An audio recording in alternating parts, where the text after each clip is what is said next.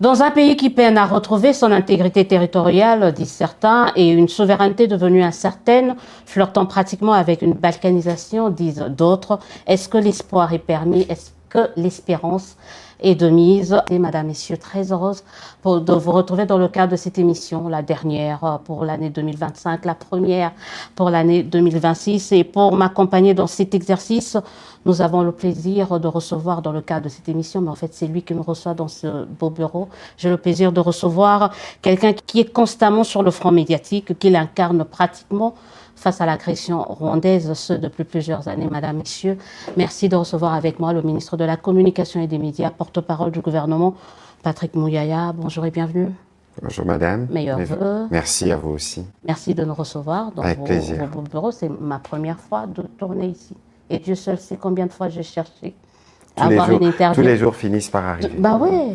Et ça, en fait, merci de nous honorer pour cette première émission 2026. On commence par un état des lieux ou par une question d'actualité? Allez-y, je suis. On commence par la question d'actualité parce qu'on abordera quand même le bilan de l'année 2025, mais la question d'actualité récemment ici, c'est une sortie, allez, on va le dire, une sortie ratée au cadre de notre armée par rapport à nos compatriotes Tutsis. Qu'est-ce qui n'a pas marché? Comment un haut gradé, comment est-ce qu'un général peut autant aller commettre une telle erreur, si on peut dire ça comme ça? Je crois que c'est très regrettable, malheureusement. C'est des propos qui n'auraient jamais dû être prononcés ou dits. Et je pense à ces sujets qu'il y a eu une réaction forte. Vous avez vu que c'est les chefs d'état-major général lui-même qui a signé les communiqués quelques heures après le passage de cette vidéo. Des conséquences ont été tirées. Une action disciplinaire est en cours et c'était aussi une occasion pour nous de rappeler l'engagement pris d'abord par le président de la République lui-même contre toute forme de discrimination et toute forme de discours qui tend à stigmatiser l'une ou l'autre communauté. Nous sommes une grande nation et dans la grande nation, il y a évidemment cette pluralité des communautés qui constituent le Grand Congo. Et je pense que de ce point de vue, nous sommes constamment engagés sur le front médiatique. Nous les répétons. Moi qui vous parle dans ces bureaux, j'ai reçu beaucoup de communautés, y compris la communauté Banyamulenge. Et d'ailleurs, je venais de terminer une réunion avec des jeunes de cette communauté, des réunions que nous faisons de manière régulière parce que dans le combat pour recouvrer justement, préserver l'intégrité territoriale de notre pays, toutes les communautés doivent être mises en contribution, y compris la communauté Banyamulenge. Cela dit, j'ai vu les flots des réactions. Des soutiens, vous voulez dire? Il y a de plus en plus de Congolais qui pensent que le général, le porte-parole de l'armée avait raison de dire ça. Est-ce que c'est inquiétant? Non, écoutez, et puis, Madame Élysée, il faut que nous-mêmes, on essaye de nous connaître. Ce qui a été dit par le général, je vous ai dit tout à l'heure que c'est regrettable, c'est des choses qui n'auraient jamais été dites. Mais après, il faut, si vous regardez comment on se regarde entre Congolais, nos communautés, on dit par exemple que les Bakongos sont pas généreux, les Baluba sont vantards. Il y a toujours des caricatures qui sont dites de cette manière. Après, il faut pas aller à fond sur les sujets parce que ce n'est pas toujours les reflets de la réalité. Donc ici, la question principale, c'est de savoir que le Congo, pour être le Grand Congo, a besoin de toutes ces communautés. Et vous savez que la communauté Banyamulenge ou les Tutsis congolais de manière générale souffrent beaucoup du fait d'ailleurs de cette discrimination qui vient du gouvernement rwandais. Parce que comment expliquez-vous que l'ambassadeur du Rwanda aux Nations Unies s'exprime et cite 9 fois le terme Banyamulenge? Comment expliquez-vous que le président Kagame ose massacrer d'autres communautés sous le prétexte de protéger d'autres communautés? Moi, je travaille avec la communauté Banyamulenge. Et d'ailleurs, plus d'une fois, ils ont eu l'occasion de se dire qu'ils n'ont jamais mandaté personne pour en être les défenseurs. Il y a un travail qui n'a pas été fait sur le plan historique. On quitte les schémas FDLR, le schéma recyclé, et maintenant on rentre dans les schémas Banyamulenge. Mais tout ça pour camoufler en réalité la guerre économique, la guerre de pillage, parce que c'est cela l'action du Rwanda en RDC. Au-delà de cette agression, au-delà de cette utilisation de cette communauté, est-ce que ce n'est pas faute, comme je le disais tout à l'heure, de manque d'un travail peut-être historique qui n'a pas été fait? On a peur d'être en face. Je crois qu'il y a un défi. Je crois qu'il y a un défi général. Souvenez-vous qu'en septembre 2019 à Londres, le président de la République a dit que les Banyamulenge étaient des Congolais.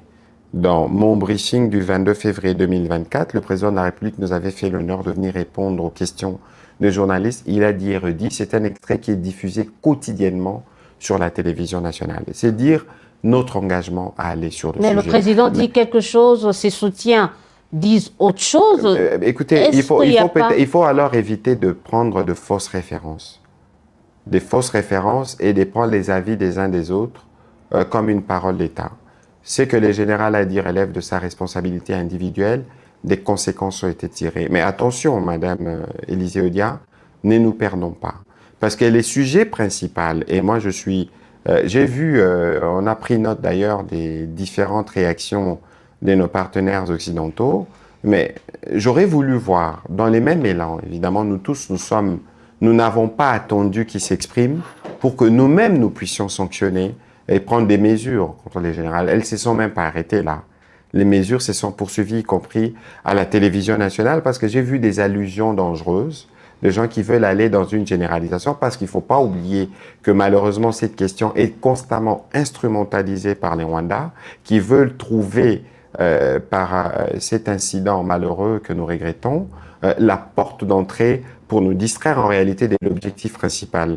Et je le rappelle, et à la fois à nos partenaires internationaux ainsi qu'à nous-mêmes, ainsi qu'à tout le monde, la priorité, c'est de mettre fin à l'occupation de nos territoires par les forces rwandaises. La priorité, c'est de mettre fin aux souffrances que des millions de Congolais endurent quotidiennement du fait de l'action du père, le Rwanda, et du fils, le M23, c'est connu. Et donc, ici, nous avons tirer les conséquences qu'il faut tirer pour ce qui concerne les générales. Évidemment, c'est un travail permanent que nous allons continuer en termes de sensibilisation pour boucher les trous de ceux qui pensent qu'ils peuvent jouer sur cette fibre dangereuse. Mais, Madame Élysée Odia, aujourd'hui, le sujet, c'est le retrait de troupes rwandaises. Les sujets, c'est la situation humanitaire de plus d'1 million des Congolais. Et les sujets, c'est ceux-là. Et j'espère qu'avec le même engagement, nous allons continuer avec nos partenaires parce que j'aurais voulu voir tout aussi des vagues de condamnation et d'indignation au regard de l'instrumentalisation des populations qui sont déjà victimes d'une gouvernance par crime, par les autorités de fait, pour faire des simulacres de marche, pour montrer que on les soutient. Et puis, si vous demandez les résultats, on vous dit des disparitions, des kidnappings, et toutes ces choses-là doivent être... nous devons tous nous coaliser pour mettre fin à ces choses, nous assurer de la mise en œuvre de la résolution 2773, mais aussi du corollaire, notamment l'accord de Washington. On reparle maintenant du sujet, on reste quand même... on parle de la sécurité. Le sujet important, comme vous l'avez dit tout à l'heure, c'est l'intégrité du territorial de notre pays. On se disait, mais tiens, on n'allait pas finir l'année sans Goma. Mais ça y est, on est en 2026. On n'a toujours pas Goma, on ne peut pas aller à Goma, on ne peut pas aller à Bukavu. Qu'est-ce qui n'a pas marché en 2025? Bon, écoutez, nous sommes dans plusieurs processus. Il faut savoir que nous, dans la ligne du président de la République, la guerre, nous la faisons sur 5 fronts. Il y a un front militaire, il y a un front diplomatique, il y a un front judiciaire, il y a un front économique, il y a un front médiatique. Évidemment, sur le front diplomatique, avec la résolution 2773, où les choses sont claires, avec les dynamiques enclenchées à la fois à Washington et à Doha, il n'y a presque plus de place pour les armes parce que nous faisons parler la diplomatie. Mais il ne faut pas oublier qu'en face de nous, nous connaissons l'ennemi avec lequel nous sommes sur les fronts. Les goûts du sang, il est prononcé en réalité parce que le Rwanda ne saurait se construire sans les chaos dans l'est de la RDC. Et donc, aujourd'hui, ce qui concerne le front militaire ne devrait peut-être plus être aussi bruyant que ça ne l'a été dans les jours passés, parce que lorsqu'on discute, parce que lorsqu'on a déjà signé un accord, les uns les autres doivent les respecter. Mais vous discutez depuis 3 ans maintenant, hein? Goma n'est toujours pas là, une année. Et je pense que Madame Odia, c'est des questions qui relèvent d'une extrême sensibilité et qui requièrent, d'une autre manière de l'analyser, un certain recul. Parce que la question pour nous, c'est pas simplement de recouvrer Goma. La question pour nous, c'est de recouvrer toutes les parties du territoire occupé et de nous assurer qu'il n'y ait plus d'aventures rwandaises de ce type sur notre sol. Et donc, c'est une question, malheureusement, qui dure depuis plus de 3 décennies. Et cette fois-ci, le président de la République est réellement déterminé, la première ministre et tout le gouvernement derrière, pour que nous puissions y mettre un terme une bonne fois pour toutes. Et c'est pourquoi nous sommes engagés sur les différents fronts dont je vous ai parlé tout à l'heure. On parle d'une question qui dure depuis 3 décennies, mais 30 ans, on pouvait circuler librement. Faut pas qu'on soit dans le déni non plus. On peut pas ça fait 3 mois qu'on ne peut plus aller à Goma ou à Bukavu. Écoutez, il y a eu, n'oubliez pas, qu'il y a eu une occupation de cette partie du territoire de 98 avec la guerre du RCD qui s'est déclenchée de Zuta-Kinshasa. Nous avons connu des situations malheureusement plus difficiles que celle-ci dans notre histoire. Et si elle se répète, cette fois-ci, c'est pour qu'on y mette fin une fois pour toutes.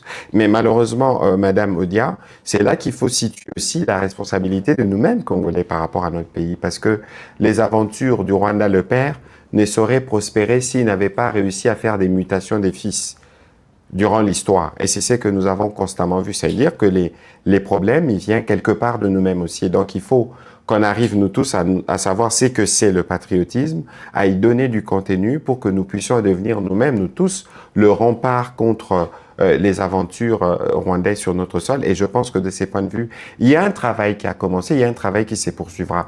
Il faut regarder les Congos dans son histoire, parce que les difficultés que nous avons aujourd'hui, ce n'est pas une excuse, Madame Élisée Odia, mais lorsque nous devons regarder l'appareil principal avec lequel la guerre pouvait être faite, je vous épargne le détail, mais aujourd'hui, on n'a jamais eu avant une loi de programmation. J'étais à l'Assemblée nationale, on a fait 12 ans, on parlait de la même chose. Il fallait attendre le président de la République pour que je pense en 2022 qu'on puisse aujourd'hui avoir une loi de programmation militaire.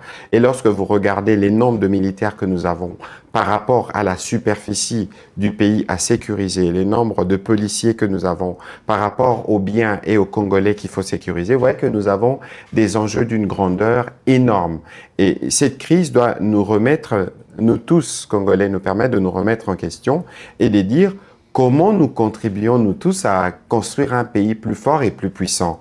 Comment est-ce que nous-mêmes, on peut s'engager à envoyer nos fils défendre les territoires et tout ça? Et c'est tout ce travail, en réalité, de refondation de ce que nous sommes comme pays qui est en cours sous la direction du président Tshisekedi. Et il faut considérer que ces agissements de Kagame n'ont que pour seul objectif d'effréner cet élan, parce que, je termine par là, Madame Élisée, lorsque le Congo aura recouvré pleinement ses moyens de tous ces appareils, je ne suis pas sûr que le président rwandais aurait même osé égratigner la moindre partie d'une de nos frontières.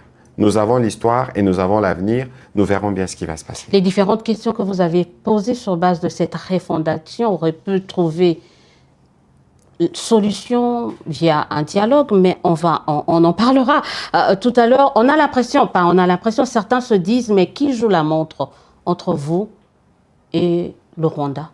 Jouer la montre par rapport à quoi, madame? Par rapport à cette situation, comme on le disait tout écoutez, à l'heure. Nous, on a... ça fait longtemps que vous discutez. À Doha, vous avez pris plus d'une année. Écoutez, on a signé les accords, mais on a sur terrain... À Doha, s'il vous plaît, il faut peut-être qu'on fasse attention. Le processus de Doha se déclenche le 18 mars. Lorsque, justement, pressés par les sanctions internationales, les présidents rwandais n'avaient pas d'autre option que de se raviser. Le 18 mars, vous avez vu cette photo entre le président Tshisekedi, l'émir du Qatar et les présidents rwandais qui a déclenché le processus tel qu'il suit son cours. Pour le reste, nous aurions pu terminer en décembre 2024 en Angola si les présidents rwandais avaient de la considération pour la médiation africaine. Ça n'a pas été le cas parce que c'est les 15, vous avez vu que c'est lui qui n'est pas venu. Et même plus tard, lorsque la question devrait être relancée, c'est lui qui a imposé au fils de ne pas se rendre à Luanda. Donc, on connaît plus ou moins l'histoire, point n'est besoin de le rappeler. Mais ici, madame, il faut savoir que les conflits dans lesquels nous sommes n'est pas un conflit lié au président Tshisekedi. C'est un conflit qui est lié à notre pays, à tous les Congolais en même temps. La preuve, ça dure 30 ans. Le président Tshisekedi l'a hérité. Si vous étiez à sa place, vous aurez sûrement hérité de la même chose. Donc, parce que le Rwanda, accentué quand même, ça fait plusieurs... Jamais on a été séparés autant d'avec Goma, d'avec Bukavu. Alors, n'oublions pas, madame, s'il vous plaît, n'oubliez pas qu'il y a eu le chapitre de 98. Parce que j'ai l'impression que vous prenez la référence depuis 2004. Actuelle. Mais allons-y, madame, parce que de toute façon, il n'y a rien de réluisant dans ce que nous disons, parce que ça signifie qu'il y a des pays agresseurs qui viennent nous attaquer pour pieds nos minerais, parce que ça signifie qu'il y a des Congolais traîtres qui prêtent les flancs à ceux qui tuent d'autres Congolais, parce qu'ils pensent que c'est à travers le sang qu'ils peuvent satisfaire leurs appétits d'arriver au pouvoir. Mais ce temps, il est révolu, madame Élysée Odia. Nous sommes allés en élection, parce que vous parliez des dialogues tout à l'heure. Attention, les dialogues, il va résoudre quoi? Parce que la nature du problème que nous avons, si vous voulez parler du dialogue, mais à Washington, ce n'était pas une forme de dialogue avec le président rwandais, parce que la crise que nous connaissons, elle est d'abord sécuritaire. La crise que nous connaissons, elle est consécutive à une agression d'une armée étrangère qui décide de venir tuer des Congolais, de piller les ressources que nous avons dans notre sol. C'est ça l'origine de la crise. Après, je peux bien comprendre que ceux qui n'ont pas participé aux élections, du fait de leur propre choix, veulent se récupérer une initiative malsaine qui tue de Congolais pour penser pouvoir revenir à travers un dialogue. Mais de toute évidence, le président de la République avait déjà marqué son accord. Je pense qu'aujourd'hui, c'est plutôt une question des séquençages, parce que le président a eu l'occasion de discuter avec les prêtres. Certains pensaient qu'il ne les ferait pas. Les prêtres l'avaient vu à leur demande. Certains pensaient que le président leur avait donné mandat. Ce n'était pas le cas. Et donc, aujourd'hui, il y a une feuille de route qui a été travaillée à ce niveau-là. Mais nous étions à Washington. Vous voyez encore avec les agissements du Rwanda à Uvira, vous voyez un peu lorsque ils pensent que la voie la plus indiquée pour eux, c'est la voie du front militaire. Évidemment, nous leur donnons une réponse, mais lorsqu'on est occupé à ces choses dans la nature de laquelle elles se passent, vous voyez qu'il n'y a pas suffisamment d'espace dans les conditions actuelles pour aller vers le dialogue que certains pensent que ce sera la panacée. Mais en réalité, on sait que même s'il faut y aller, c'est comme on dit souvent, les linges sales se lavent en famille. Et donc, ces linges, il faut les sortir. Et ces linges, j'en arrive, Madame Élysée Odia, et ces linges, pour les laver, ça veut dire qu'on doit faire le diagnostic quand on va faire le dialogue. Et nous tous, nous devons nous convenir, à l'instar de tous les rapports qui sont sortis des Nations Unies, que c'est le Rwanda qui est l'État agresseur. Mais observez avec moi que ceux qui sont aujourd'hui les chantres de ces dialogues ne sont même pas en mesure de nommer les mâles. Et parce, et parce que certains sont complices du mal, et parce que certains de ceux qui pensent qu'ils peuvent être des médiateurs ont clairement déjà pris parti et ils ne les cachent pas. Et donc, vous voyez aussi la complexité du sujet, mais le moment venu, le président de la République a déjà dit qu'il était disposé. Aujourd'hui, nous avons l'honorable Muzito qui fait partie du gouvernement. Vous avez vu les discussions avec l'honorable Fayulu. Donc, le moment venu, je pense que la réponse sera donnée à ces sujets. Donc, vous êtes d'accord avec certains opposants qui disent, par exemple, que l'actuel régime n'a pas réussi à gagner la guerre par les armes, et donc il faudrait... le dialogue est devenu vital, indispensable, nécessaire. Attention, parce que d'abord, cette forme de présentation des régimes, la guerre n'est pas la guerre du régime, c'est la guerre qui est faite au Congo. Les ressources qui sont utilisées, les militaires qui décèdent au front, c'est des Congolais.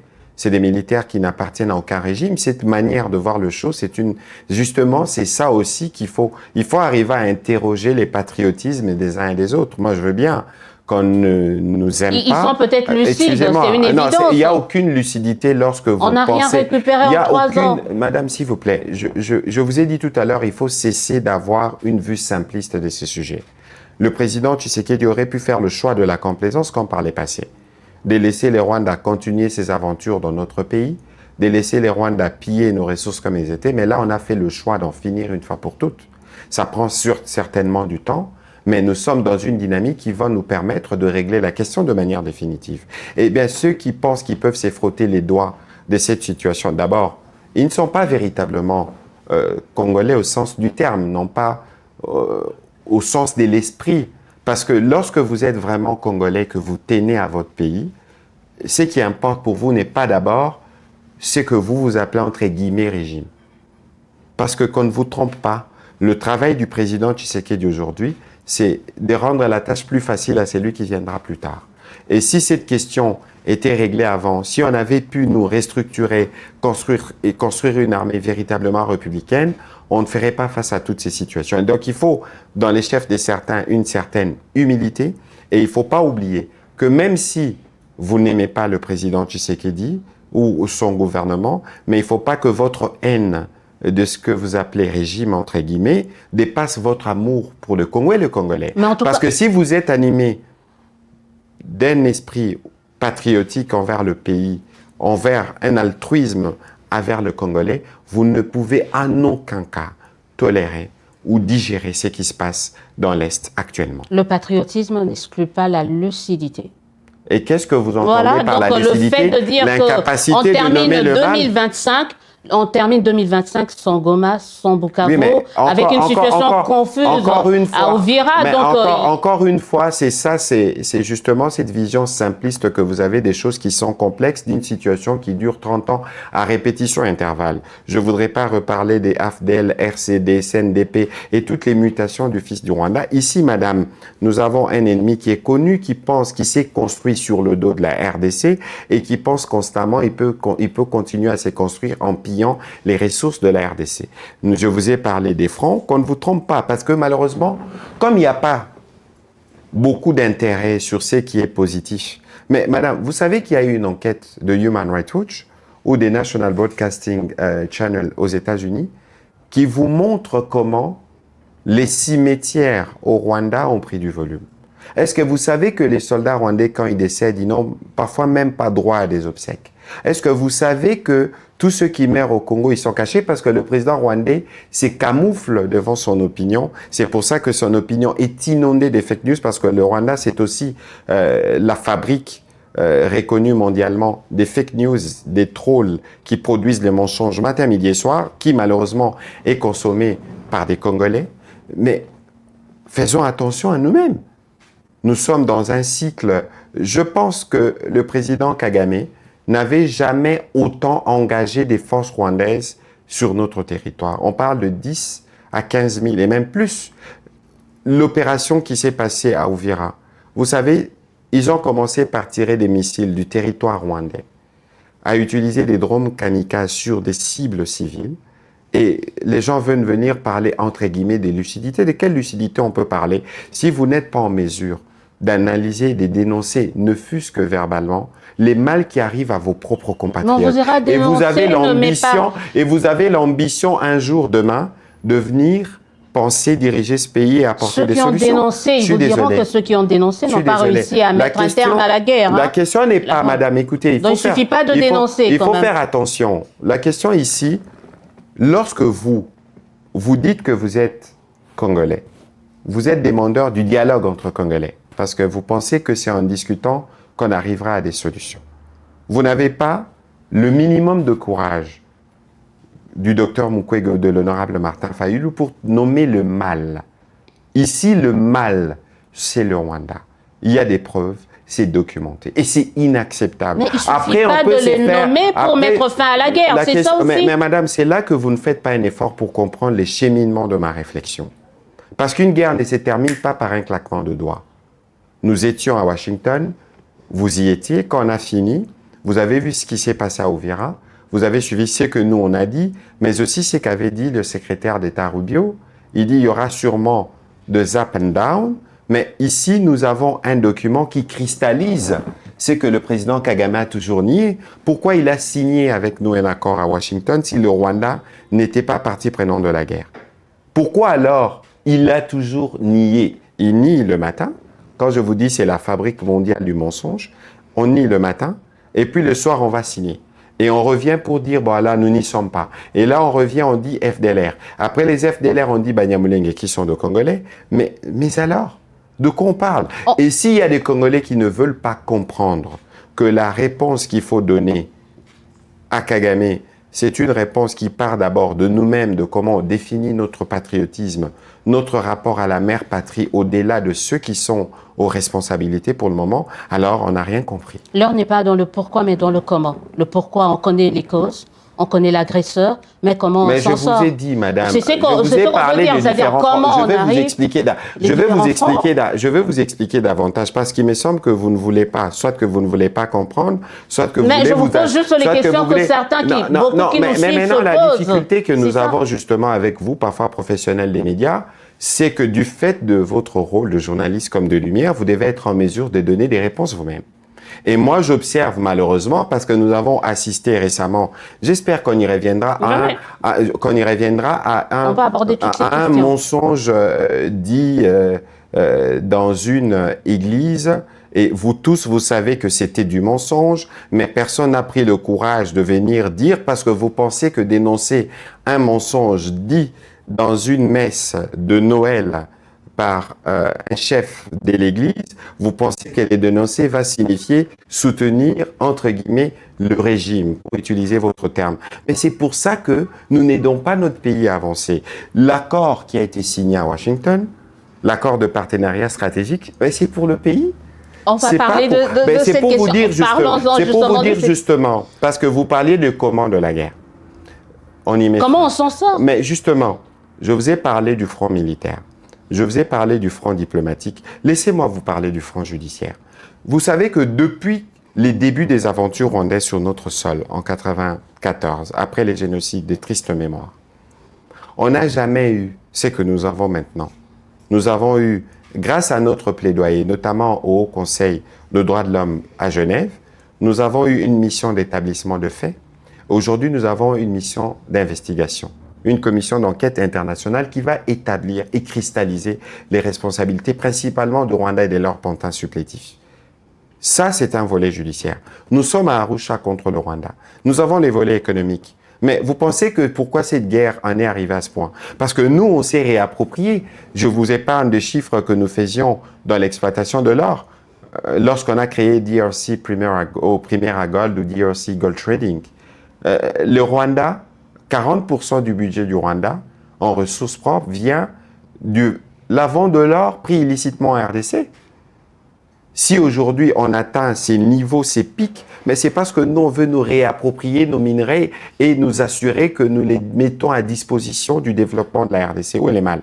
Et si lui pense qu'il peut répondre par les armes, il répond par les armes maintenant, mais il faut qu'il soit sûr que Seko na Seko, il sera toujours en mesure d'y répondre. Je ne suis pas sûr, parce que dans la durée, ça prend du temps, mais je suis sûr que le Congo gagnera. Et lorsqu'on vient... On gagnera quand? Parce qu'on flirte avec la balkanisation. Non, écoutez, qu'on ne vous trompe pas, sauf si vous... Vous semblez minimiser cela, mais certains disent que non, mais on est déjà un pays balkanisé. Comment minimiser lorsque nous sommes un gouvernement?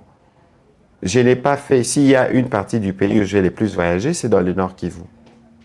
Comment vous pouvez aborder les sujets d'une telle gravité avec une telle attitude, Madame Élisée Odia? Vous êtes congolaise, oui ou non? Ces pays-là vous appartiennent ou pas? Les pays n'appartiennent pas à ceux qui sont aujourd'hui à sa tête. Le problème, c'est pas être congolais ou pas, le problème, c'est répondre aux questions. Non, attention. Oui, parce que certains redoutent cela, on est en pleine balkanisation. Justement, même dans la manière de poser les questions, il faut avoir les reculs qu'il faut par rapport à la gravité des sujets que nous abordons. Même ceux qui occupent cette partie du pays actuellement, ils savent qu'ils ne sont pas chez eux. Et vous savez, ce qui est encore plus fort dans tout ça, c'est que même quand ils veulent instrumentaliser les populations pour venir en soutien, les populations leur disent non. Vous avez vu sûrement la vidéo de ce jeune homme qui leur pose la question, mais qu'est-ce qui se passe depuis toutes ces années venir imposer la guerre? Mais c'est parce que nous avons des traîtres parmi nous qui a tout ça. Et il ne faut pas rêver qu'un jour, une partie de notre pays fera partie du Rwanda. Vous devez rêver. Ça n'arrivera pas. Ce n'est pas parce qu'ils sont là pour le moment. Madame Élisée Odia, vous pouvez être sûr que tant qu'eux vont penser qu'ils peuvent prendre ces pays-là, si nous devons être dans cette situation, nous le serons parce que nous savons que nous gagnerons. Et aucun centimètre carré de notre pays ne sera cédé au Rwanda d'aucune manière. Et il n'y a aucun Congolais, même pas les pantins qui sont avec eux, qui vont, eux, les cautionner. Encore faudrait-il qu'on se donne les moyens. En tout cas, on va continuer. On se le donne. Ça prend du temps, on se le donne, parce qu'il faut reconstruire l'appareil de défense, c'est en cours. Non pas qu'il n'y ait pas de progrès, mais il faut demander aux Rwandais de faire les bilans de leurs militaires morts en RDC. Ici, ils sont courageux, ils seront en mesure de le dire. C'est là aussi que je dois situer votre responsabilité, vous professionnels des médias. On parlera des médias, mais non, monsieur quand le vous ministre, regardez, on parlera des non, médias. d'abord non, on va en parler parce que parfois les médias ne sont pas les bons vecteurs, malheureusement. Regardez le Rwanda. Je ne suis pas sûr qu'il y a des journalistes qui opèrent comme vous au Rwanda. Comme moi, c'est-à-dire? C'était un régime. Mais vous avez toute votre liberté, madame, de poser toutes les questions telles que vous les posez. Vous les savez. De l'autocensure. Vous les savez. Mais qu'importe, hein, le métier du journalisme rime avec responsabilité. J'ai pratiqué ces métiers. Et les conditions n'ont jamais été faciles. Et donc aujourd'hui, les gens ne doivent pas s'émorfondre dans des excuses. On ne peut pas comparer. En termes de liberté d'expression, la RDC et le Rwanda et beaucoup de pays d'Afrique que je ne citerai pas. Parce que moi, je gère les médias au quotidien. Madame, le nombre de médias que vous avez ici dépasse même le nombre des médias dans 30-40 pays d'Afrique réunis. De quoi on parle là? Et vous allez comparer ça avec ce qui se passe dans un pays despotique où aucun Rwandais n'a le droit, y compris de réclamer pour un père, le corps de son fils qui est mort au Congo.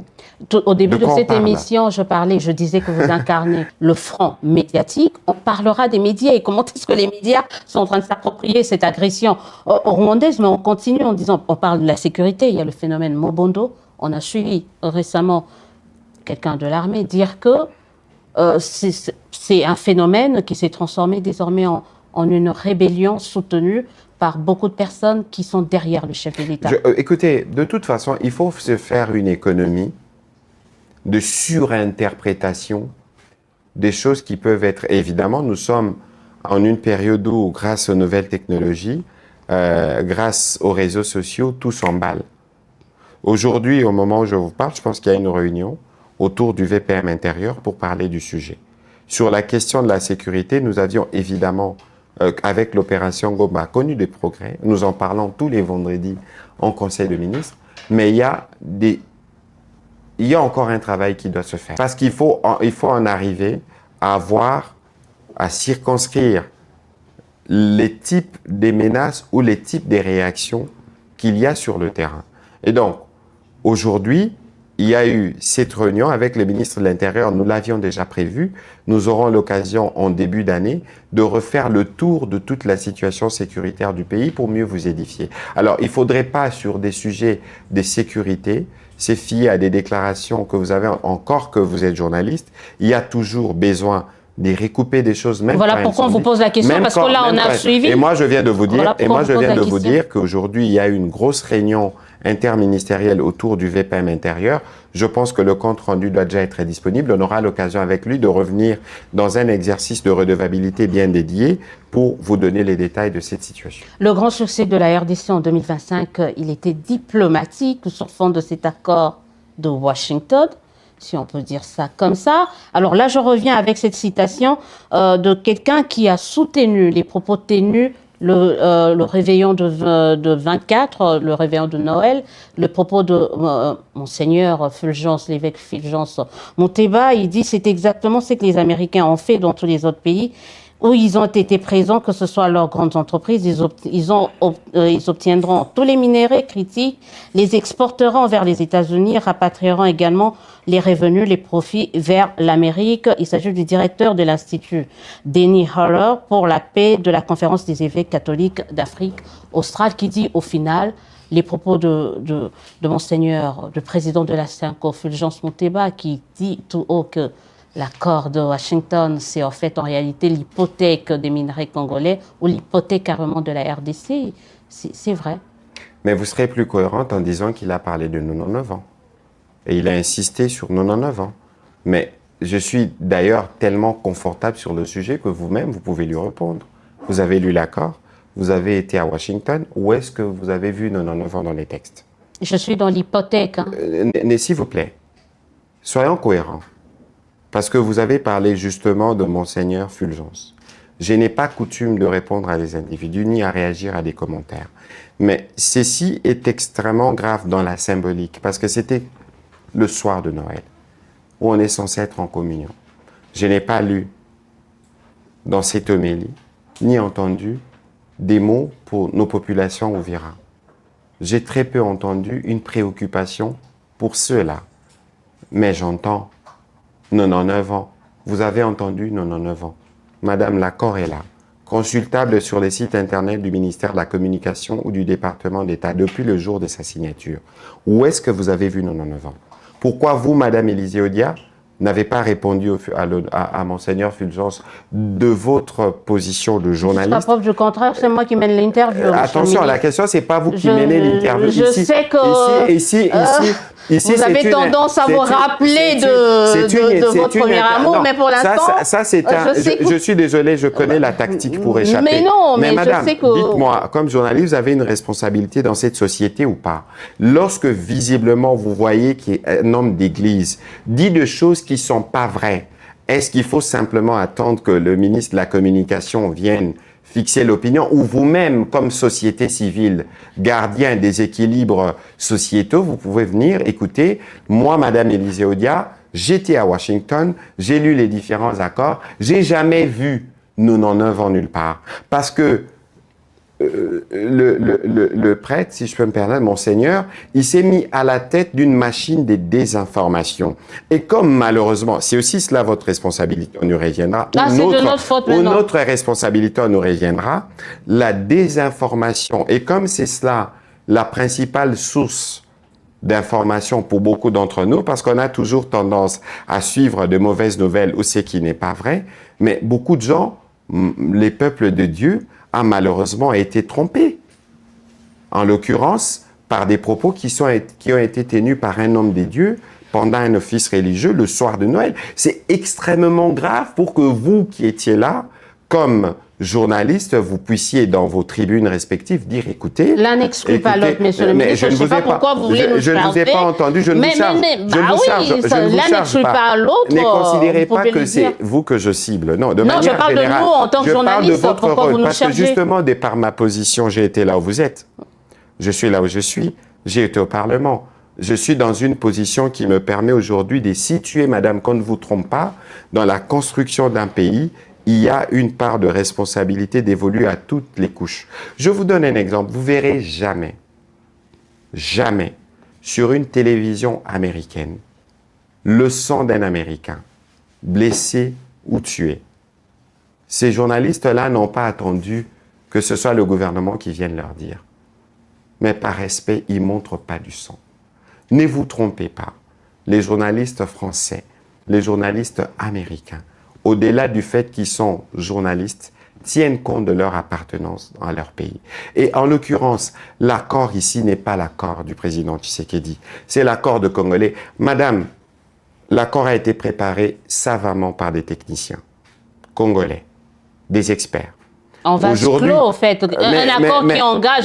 C'est ça. On a parlé de Monseigneur Fulgence. On peut parler des opposants. Ils se disent, ça engage le pays. Allons-y progressivement. Mais pourquoi pensez-vous qu'on fait des élections dans un pays? Pourquoi? En l'occurrence, notre gouvernement, notre président, 73%, plébiscité. Quelle est la seule organisation, y compris celle à laquelle appartient le Monseigneur qu'on a mentionné, qui a contesté l'élection du président? C'est le président qui est élu. Il dispose d'une majorité. Il dispose d'un gouvernement.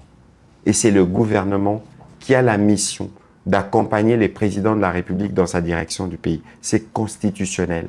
Pourquoi alors dites-moi, pourquoi on ne ferait pas un conseil de ministres pendant les délibérations, en direct, pour que tout le monde voie comment nous discutons? Alors, madame, ne trompons pas les peuples des dieux. Nous avons, nous, notre responsabilité. Nous connaissons les intérêts du pays. Nous les défendons. Et dans les cadres de cet accord... Ils disent la même chose, hein? S'il vous plaît. Ils disent aussi défendre l'intérêt du pays. S'il vous plaît. Dans les cadres de cet accord, nous avons défendu de la première à la dernière ligne les intérêts du pays. C'est un accord public. Après, il y a à redire.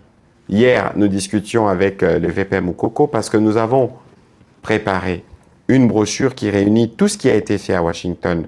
Il y avait évidemment la dimension avec le Rwanda et les États-Unis, mais il y avait la dimension entre la RDC et les États-Unis, la dimension de l'accord de partenariat stratégique. Aujourd'hui, nous sommes parmi les 4 ou 5 pays africains qui sont des partenaires stratégiques des États-Unis.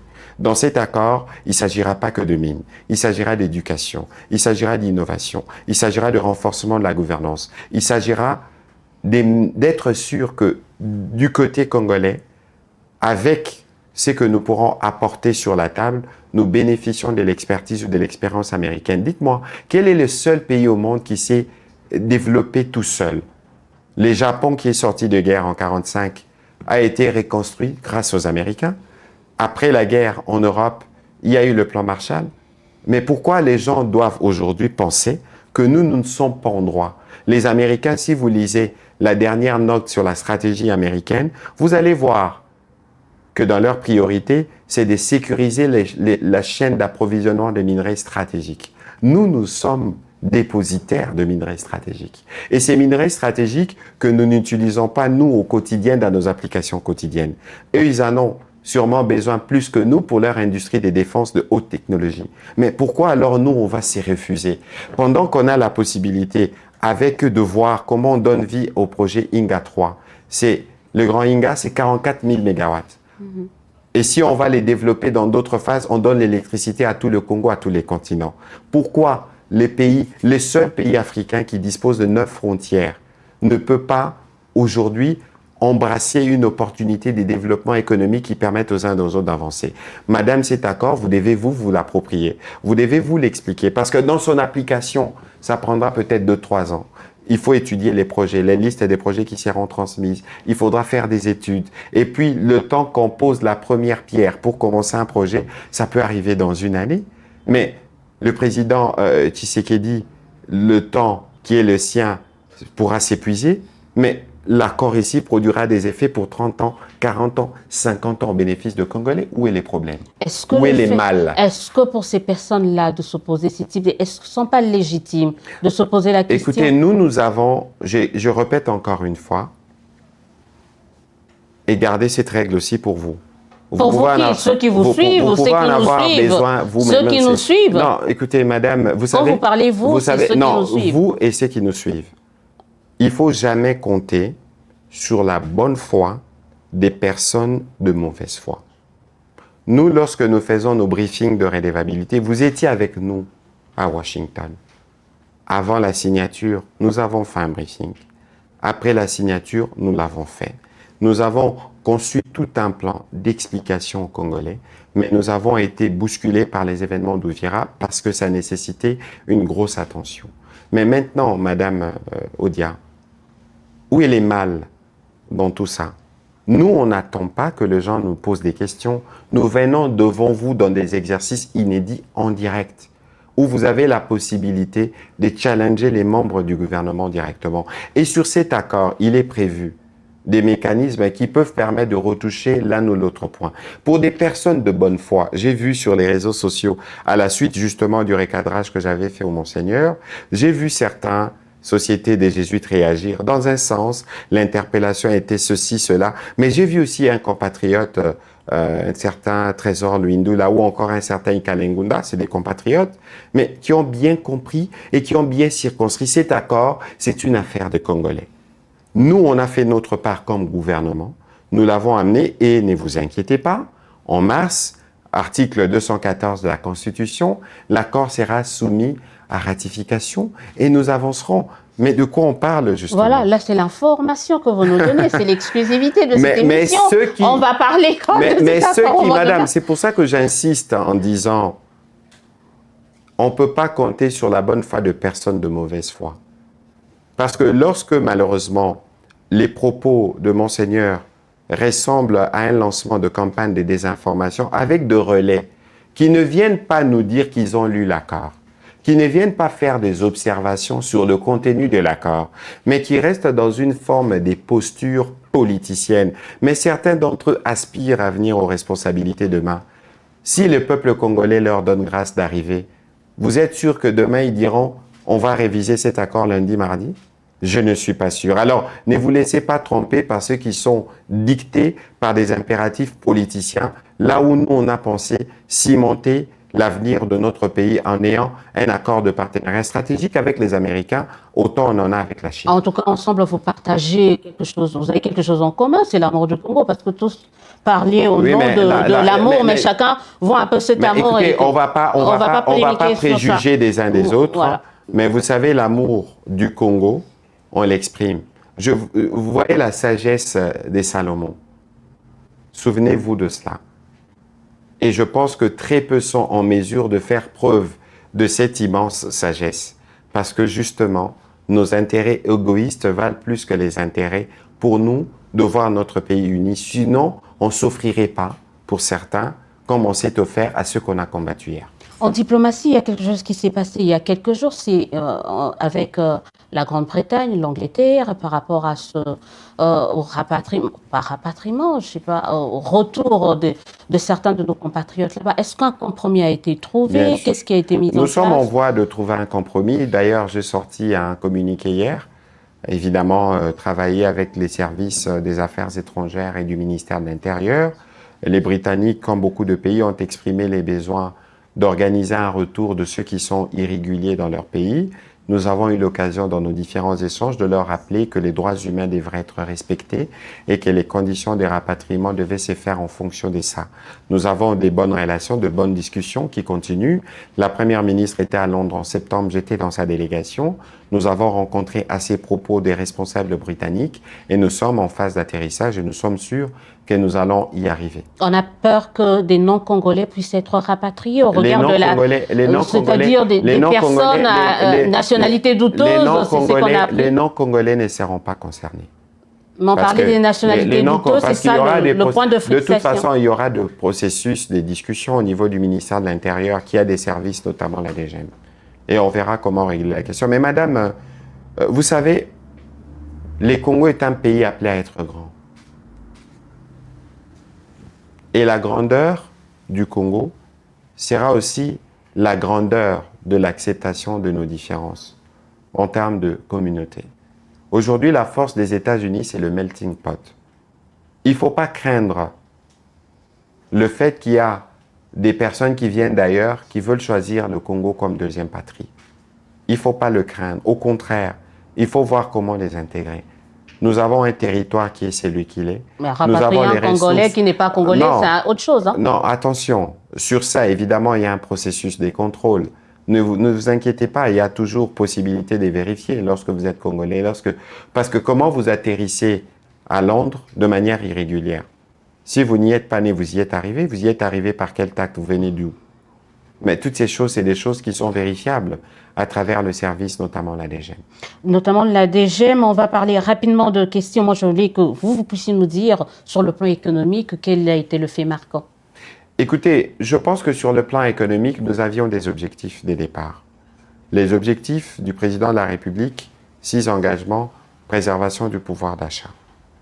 Je pense qu'aujourd'hui, si on regarde en termes de pouvoir d'achat, avec le raffermissement du taux de change, l'amélioration d'ailleurs de la situation du franc congolais, vous voyez que nous avons fait des progrès. Et nous, fort heureusement, nous avons toujours l'humilité de savoir que tous les progrès que nous faisons ne reflètent pas tout ce que nous avons comme ambition pour les Congolais. Mais aujourd'hui, je ne voudrais pas faire un rappel du fait, par exemple, qu'on a doublé les salaires de nos militaires. Je ne voudrais pas revenir pour vous parler de la gratuité de l'éducation et de la maternité, parce que ça procède du rôle normal d'un État qu'on reconstruit. Mais malgré le contexte de guerre, vous avez suivi que nous avons encore satisfait à la dernière revue FMI Banque mondiale. Ça veut dire qu'au-delà de toutes les pressions, parce que malheureusement, on parle parfois beaucoup de corruption ici, c'est vrai que nous avons un challenge sur le sujet, comme d'ailleurs tous les pays du monde, au-delà de la perception des uns des autres. Mais, madame, depuis 2019, nous n'avons raté aucune revue. Vous savez comment se passent des revues? Vous avez tous les 3 mois ou tous les semestres des experts qui viennent de Washington, des FMI Banque mondiale, qui s'asseyent avec nos experts. Et au niveau politique et ministériel, on regarde le plan de trésorerie, comment nous dépensons, comment nous affectons nos ressources pour des secteurs pro-pauvres, des secteurs sociaux, des secteurs santé, il donne des recommandations. Et chaque fois qu'il donne des recommandations qui sont prises en compte, il vous rajoute. Je crois que cette année, nous atteindrons à peu près 3 milliards qui viendront dans différentes formes appuis budgétaires. Mais nous avons aujourd'hui un portefeuille de projets de la Banque mondiale qui atteint des chiffres et records qu'on n'a jamais atteints. J'ai accompagné le président de la République à Washington dans sa réunion avec Mme Georgieva Kristalina. Elle a dit au président que pour ce qui concerne le programme, je n'ai pas à redire. Vous faites bien. Il y a toujours de la place pour l'amélioration et je pense que c'est l'engagement que nous avons au niveau de la Troïka, au niveau du gouvernement et qui est suivi de près par la Première ministre. Et donc, il faut considérer qu'au plan économique, malgré un contexte difficile, marqué par la pression des dépenses militaires, nous avons tenu. Voilà. Malgré ce contexte, on va se projeter pour 2026. Comment vous voyez 2026? Écoutez, je suis un optimiste né. L'année 2025 a été une année pleine de défis. Mais vous savez, madame, les grands défis façonnent de grands hommes. Mais je regarde, malheureusement, dans l'aéropage dans lequel nous sommes, très peu peuvent comprendre que c'est en affrontant ces défis qui peuvent devenir de grands hommes, en termes de choix que nous faisons. Et je pense que par rapport aux défis auxquels nous faisons face, être grand homme, c'est choisir le Congo. C'est de combattre pour le Congo. C'est de s'assurer parfois, aux dépens de ses propres intérêts personnels, que ce soit le Congo qui gagne. Ce sont ceux qui font ce choix, qui sont grands. Et aujourd'hui, moi, je salue particulièrement le patriotisme dont a fait montre le président de la République. Le patriotisme qui vient d'en haut, c'est contamine en bas. Tenir malgré l'adversité. Tenir parce que nous savons que nous allons gagner. C'est un bel exemple. Et dans cette droite ligne, nous tous nous sommes mobilisés. La première ministre, je ne voudrais pas parler de la ministre Kaikwamba, mais et de tous les membres du gouvernement. Et aujourd'hui, grâce par exemple à Congolais Téléma, je vois des élans de patriotisme. Je ne voudrais pas parler je voudrais pas citer des artistes parce que je risque d'oublier, mais il est évident qu'on a réveillé l'amour des Congolais pour le Congo. Moi, je reçois des appels de Stockholm, de Luxembourg, du Chili, de Congolais qui veulent se mobiliser, qui veulent rejoindre la dynamique Congolais Téléma pour être sûrs qu'ils ont apporté leur contribution. C'est aussi cet exemple-là qui doit enseigner certains hommes politiques. Tout à l'heure, vous avez dit tenir face à l'adversité. Est-ce qu'il a été, c'était le cas avec les médias, la presse congolaise? Écoutez, ils ont tenu face à l'adversité. De manière générale, lorsqu'on a fait il y a quelques jours les bilans du travail qu'on a commencé depuis qu'il avait plu justement à mes autorités de me désigner à ces portefeuilles, nous avons fait beaucoup de progrès. Nous avons une nouvelle loi, qui n'était pas non plus le plus facile, arriver à décrocher cette ordonnance-loi. Après 26 ou 27 ans, nous avons une loi moderne adaptée.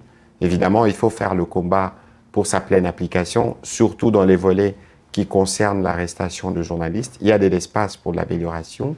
Nous avons commencé les processus de modernisation des médias publics. Ce n'est pas encore ce que nous souhaitons, mais c'est un début. Aujourd'hui, il y a un grand défi, c'est de mettre fin en réalité à la pauvreté des médias. En réalité, mais Madame Odia, c'est pour ça que cette guerre devrait vous préoccuper. Parce que si le pays était en paix, vous auriez pu sûrement avoir plus d'annonceurs, plus d'opportunités, vous auriez des médias qui auraient pu avoir des correspondants à Goma. Mais est-ce que vous sentez l'engagement des médias, des journalistes congolais maintenant? Moi, aujourd'hui, je dois saluer le patriotisme des journalistes congolais. Je parlais des patriotismes tout à l'heure. Parce que par exemple, là, tout au long de l'émission, par exemple, non, attention, il y a une double dimension. Parce qu'il y a toujours de l'espace pour faire. Je vous donne un exemple, avant de revenir sur la question de journalistes. Vous entendez souvent les gens parler d'armée numérique rwandaise, etc. Mais vous pensez que l'armée numérique rwandaise est faite de qui? Le Rwanda, je l'ai démontré plusieurs fois, c'est une usine à trolls. C'est un pays qui exporte industriellement les fake news, que moi je qualifie de poison rwandais. Même si c'est tellement vrai pour eux qu'ils veulent le retourner comme un discours de stigmatisation, non. Une désinformation comme celle distillée à la messe de Noël, c'est un poison. Un poison vient dans l'objectif de tuer, de détruire. Et c'est ce qu'ils font, ils inondent. Et malheureusement, dans cette œuvre malsaine, du fait de notre pluralité, de notre liberté, parfois involontairement, nous devenons, nous, membres de l'armée numérique rwandaise. C'est une interpellation collective. Pourquoi partagez-vous le tweet du ministre rwandais des réseaux sociaux? Vous pensez qu'un Rwandais... Au nom de l'indépendance... Pardon, s'il vous plaît, laissez-moi terminer. Vous pensez qu'un Rwandais peut partager un tweet du ministre Muyayao Kaikwamba dans un groupe WhatsApp de Rwandais? Vous pensez qu'un Rwandais peut le faire? Jamais. Il sera en prison. Il sera arrêté. Mais nous-mêmes ici, nous sommes... On n'est pas le Rwanda. Attention, attention, justement. Et encore heureux. Encore heureux, mais préservons-le justement. Alors, utilisons à bon escient notre démocratie, protégeons-la. Parce que, madame, n'oubliez pas que nous, on aurait pu faire le choix d'aller dans un système plus restrictif. On imposerait un état d'urgence ou un état de siège, et je ne sais pas quelle forme. Les médias auront des libertés restreintes. Vous ne serez peut-être pas en mesure de faire votre travail tel que vous le faites. C'est une richesse que nous avons, que nous devons préserver. C'est pour ça que notre priorité numéro 1 en 2026, avec les médias, j'en reviens, c'est de lutter contre la désinformation. Parce que cette désinformation-là fait que ça vous donne plus de travail à vous faire expliquer, à revenir sur des situations. C'est pour ça qu'il est important que les journalistes engagés, nous sommes de sources disponibles. Alors, je peux comprendre que nous tous sommes soit à certains égards pressés par le buzz. Moi, je suis porte-parole du gouvernement. Je parlerai jamais en premier, juste parce qu'il faut parler en premier. Non. Lorsque moi, je viens parler aux Congolais, je viens parler aux Congolais des informations vérifiées, des informations recoupées, reçues de tous les services. Il y a un temps. Le temps des réseaux sociaux n'est pas le temps de la vraie vie. Et les journalistes, c'est cela l'interpellation. Il faut éviter de vous plier au temps de réseaux sociaux. Il faut rester au temps qui est le vôtre, qui passe par la collecte, les traitements et la diffusion. Il faudrait travailler sur l'accessibilité, la loi sur l'accès à l'information. Ça ne concerne pas tous les journalistes, mais on en a besoin aussi, par exemple. Et l'accessibilité à des sources aussi. Attention, l'accès à l'information, il ne faut pas confondre, parce que c'est des notions qui sont liées, mais c'est des notions qu'il ne faut pas confondre. L'accès à l'information, c'est cette loi qui permettra, par exemple, à un étudiant de je ne sais où, quelle université dans le Congo, qui va à la Banque centrale, qui demande des données à 8 heures, il les a à 8h10. Et il faut un écosystème. Forcément, un journaliste le recevra beaucoup plus rapidement. Il faut un écosystème. C'est des choses qui se mettent en place. Et nous avons la volonté d'y parvenir. Au moment où nous vous parlons, il y a une initiative au niveau de l'Assemblée nationale que nous suivrons pour qu'elle aboutisse en mars prochain, pour que nous puissions faire ces pas. Et donc, aujourd'hui, les malheurs que nous connaissons dans les secteurs de médias, je dois le dire, c'est le Rwanda et ses supplétifs qui exportent leurs méthodes de destruction des médias, d'étouffer les journalistes dans notre pays. Vous n'avez pas besoin de leur donner beaucoup trop de pouvoir. On ne leur donne pas de pouvoir. Dès lors, attention, dites-moi, j'ai suivi une alerte. Encore ce matin, on me dit qu'il y a ces journalistes de Bukavu qui auraient été retrouvés dans un état critique. Mais pourquoi il a disparu? Pourquoi? Pensez-vous que... Pourquoi la plupart des journalistes ont quitté ces régions? Pourquoi? C'est incompatible pour les occupants, le père le Rwanda et les fils M23, de tolérer la critique. Je ne voudrais pas revenir sur l'assassinat d'un ancien confrère, mais vous avez vu dans quelles conditions cela s'est passé. Et donc, aujourd'hui, il est évident que les reculs que nous avons dans les classements de Reporters sans frontières est dû à ces agissements. Je peux vous partager, vous avez vu sûrement le rapport de GED, je peux vous partager un ensemble des documents, vous allez voir. Mais nous, par rapport aux médias, et c'est peut-être là que je termine sur ces sujets, La bonne chose, c'est que nous tous, nous partageons le même souci, d'avoir un secteur médiatique assaini. C'est pour ça que nous allons poursuivre la salubrité médiatique et nous allons nous assurer de travailler avec l'UNPC pour que les vrais journalistes aient des cartes, pour que les moutons noirs cherchent un autre métier que les journalismes. Nous allons y arriver parce que c'est à ces prix que nous allons tous contribuer à faire évoluer les narratifs de notre pays. On va terminer cette émission par quelque chose qui a marqué, qui continue de marquer les Congolais. Je crois qu'à part la diplomatie, il y a eu le sport. On est à un match de la Coupe du Monde. On fait plutôt une première bonne partie de la CAN. Mais on se dit, mais qu'est-ce qui se passait? Qu'est-ce qui serait à la base de ça? Est-ce que vous en savez quelque chose? Mais bien sûr que j'en sais quelque chose. Des mémoires de journalistes. De mémoires de journalistes.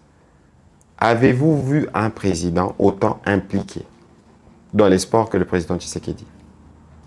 Mobutu qui nous a donné 2 Coupes d'Afrique. Je parle de votre mémoire de journaliste. Oui, de mon mémoire de journaliste. De votre mémoire de journaliste. Mobutu, 2 Coupes d'Afrique. De votre mémoire de Kabila, journaliste. De votre mémoire de journaliste. Ça veut dire qu'il y a un ensemble, il y a un engagement au plus haut niveau du gouvernement. Vous voyez, le président, il va régulièrement au stade. C'est un exemple, c'est un engagement, c'est un leadership. Et nous avons un bon coach, nous avons de bons joueurs qui répondent au plan du coach. Et ceux-là devraient être en mesure d'enseigner beaucoup. Parce que ceux-là, ils viennent de diverses origines. Moi qui vous parlais tout à l'heure d'un Congo grand, mais beaucoup dans cette équipe sont des binationaux.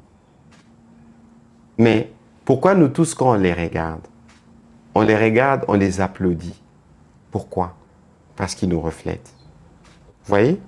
Et cet exemple-là qu'il y a dans le foot, en termes d'engagement patriotique, devrait nous enseigner.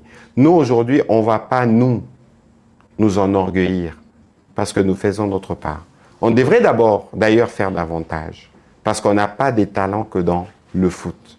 On en a dans le judo. On en a dans d'autres disciplines sportives.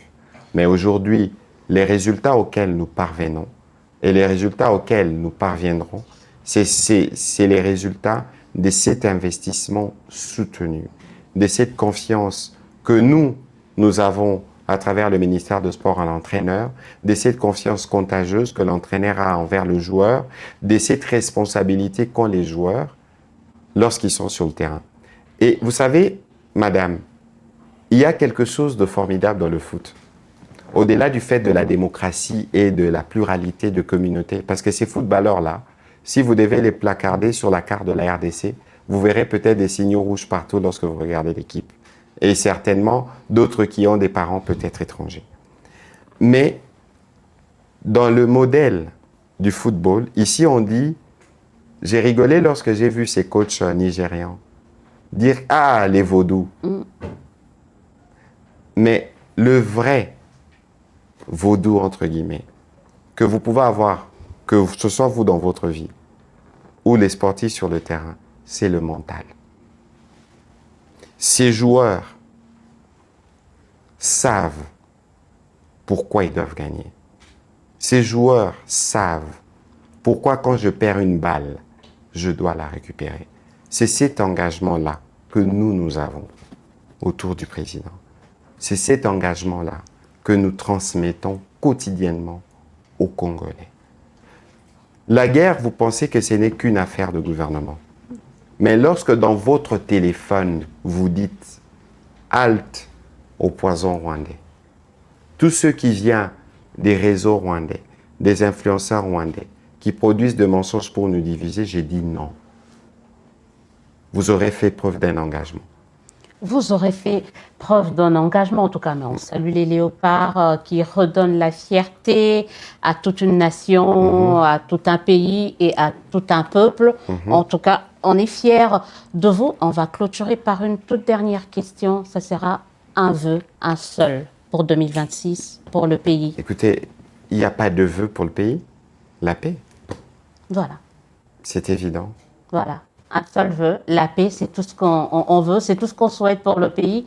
En 2026, la réunification, j'ai hâte de revoir Goma, hâte de revoir Bukavu, hâte de continuer à aller à l'intérieur du pays, surtout dans cette partie du pays. Et pour arriver là-bas, il faut qu'il y ait la paix sur toute l'étendue du territoire national. Monsieur le ministre, je vous remercie de m'avoir accordé c'est une heure d'échange, d'écoute et de m'avoir reçu dans vos bureaux. C'est moi qui vous remercie, mais vous ne m'avez pas posé des bonnes questions. C'est pas un problème. Vous trouverez certainement d'autres confrères qui vous poseront mieux. Non, j'ai essayé de faire mon mieux.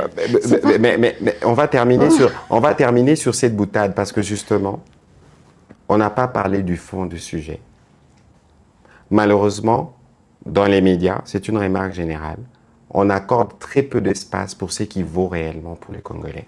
Ce qui vaut pour les Congolais réellement, c'est comment on améliore leur accès aux soins de santé, comment on s'assure qu'ils ont de l'eau, comment on s'assure qu'ils ont de courant. Et j'entends très peu. Il y a des ministères appropriés pour ça. J'entends très peu. Encore faudrait-il qu'ils soient ouverts. J'entends très peu, depuis que j'étais journaliste, des hommes politiques défiler sur des écrans, parler des problèmes de Congolais dans les fonds. Alors, je suis disposé pour une prochaine interview.